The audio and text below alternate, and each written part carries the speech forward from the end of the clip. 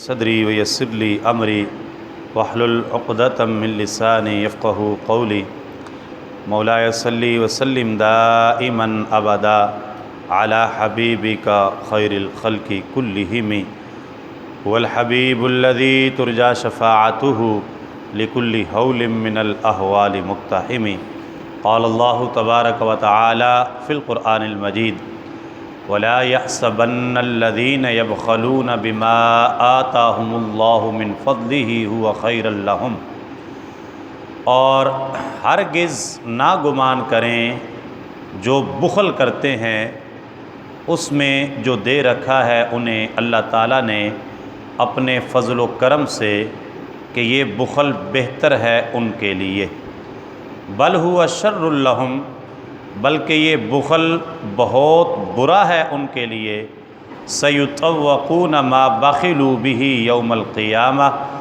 طوق پہنایا جائے گا انہیں وہ مال جس میں انہوں نے بخل کیا قیامت کے دن، وَلِلَّهِ مِيرَاثُ السَّمَاوَاتِ وَالْأَرْضِ، اور اللہ کے لیے ہے میراث آسمانوں اور زمین کی، واللہ بما تعملون خبیر، اور اللہ تعالیٰ جو کچھ تم کر رہے ہو اس سے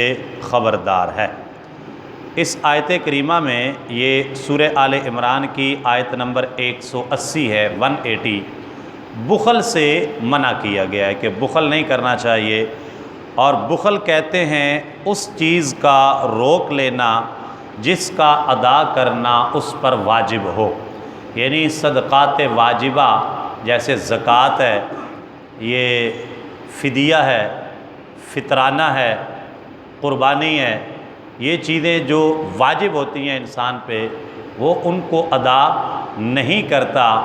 اور اس میں بخل اور کنجوسی سے کام لیتا ہے، تو اللہ پاک نے فرمایا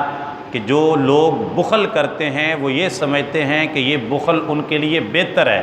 حالانکہ یہ بخل ان کے لیے بہتر نہیں ہے بلکہ ان کے لیے برا ہے، اور یہی بخل ان کا قیامت کے دن طوق بنا کے ان کے گلے میں ڈال دیا جائے گا، اور باقی ہر چیز کا وارث تو اللہ تعالیٰ کی ذات ہے، ہر چیز اسی کی ملکیت ہے، اگر اس نے کسی کو کوئی پیسہ دولت دے رکھا ہے تو یہ بھی اس کی عطا ہے، اور جب چاہے واپس لے لے اس کو کوئی روکنے والا نہیں ہے، لہذا اہل ثروت کو یہ حکم دیا گیا کہ وہ کسی بھی مقام پہ بخل سے کام نہ لیں بلکہ اللہ تعالیٰ کی راہ میں خرچ کرنے میں فیاضی اور سخاوت سے کام لیں۔ یہ جو ہم نے پڑھا جو ہجرت حبشہ کے بارے میں ہم نے ابھی درس سیرت میں پڑھا، ان میں ایک صحابی تھے حضرت عبد الرحمن ابن عوف رضی اللہ تعالی عنہ، وہ بھی ان میں شامل تھے، اور وہ جو تھے عشرہ مبشرہ میں شامل ہیں، وہ 10 صحابہ جن کو نبی پاک علیہ السلام نے دنیا کے اندر جنت کی خوشخبری عطا فرمائی، ان میں سے ایک حضرت عبد الرحمن ابن عوف ہیں۔ حبشہ بھی ہجرت کر کے گئے، پھر مدینہ پاک بھی ہجرت کر کے گئے، ذاتی طور پہ تاجر تھے، تجارت سے وابستہ تھے، اور اللہ نے بڑی صلاحیت دے رکھی تھی ان کو ٹریڈ کے اندر۔ مدینہ پاک میں جب گئے تو وہاں پہ بالکل تھوڑے سے پیسے تھے ان کے پاس، اور ان سے انہوں نے بزنس شروع کیا، اور پھر اللہ نے اتنی برکت عطا کی کہ پھر ان کا بزنس بہت انشاءاللہ ان کی سیرت کسی دن میں بیان کروں گا تو اس میں ساری تفصیلات بیان ہوں گی۔ مختصر یہ اس آیت کریمہ کے ضمن میں جو ان سے ریلیٹڈ واقعہ سنانا چاہتا ہوں، ایک دن ان کا مال آیا ملک شام سے، تقریباً 500 اونٹ تھے، 500 اونٹ ساز و سامان سے لدے ہوئے بھرے ہوئے مدینہ پاک میں پہنچے۔ لوگ اتنا بڑا قافلہ دیکھ کر حیران تھے کہ ماشاءاللہ کیا بات ہے، اتنی بڑی تجارت، اتنا بڑا تاجر، 500 اونٹوں پہ سامان آیا ہے، کیا بات ہے عبد الرحمن ابن عوف کی،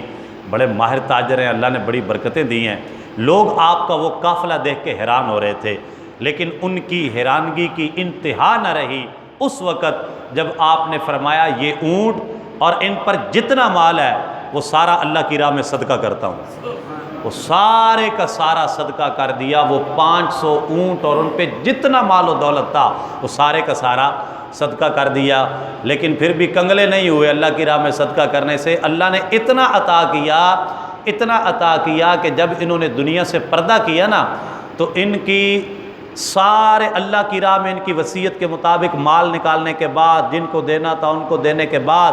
اور تمام بیویوں میں وراثت تقسیم کرنے کے بعد، جو سونا بچا نا سونا، وہ سونا کلاڑیوں سے کاٹ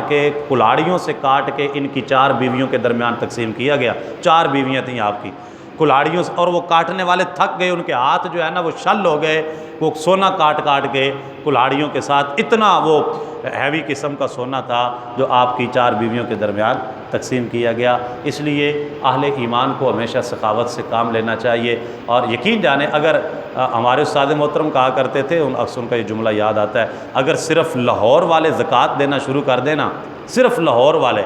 لاہوریے زکوٰۃ دینا شروع کر دیں صحیح معنوں میں جیسے زکوٰۃ دینی چاہیے،